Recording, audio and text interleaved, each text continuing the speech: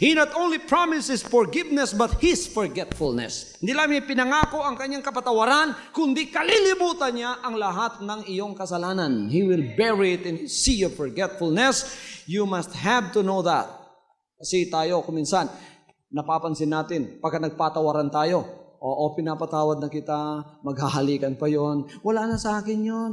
Pero pagka nag-aaway na naman silang muli, kinakalkal na namang lahat yon. Pinababango na naman yung mabahong patay. Ang Diyos hindi. Pagka pinatawad ka, pati kasalanan mo, kinakalimutan niya. Justify ka niya just as though you have never sinned.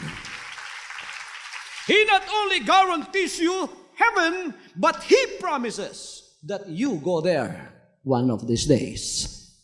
Let not your heart be troubled. You believe in God, believe also in me. My Father's house are many mansions. I will go there to prepare a place for you. And if that place is prepared, I will come back again and take you with me. For wherever I am, there you may be also. Pero yung pangakong yan, walang salang gagawin ng Panginoon yan. He not only offers us His grace, but He promises that He will be sufficient for our every need. Anong kailangan mo yon? Pagkain? Damit?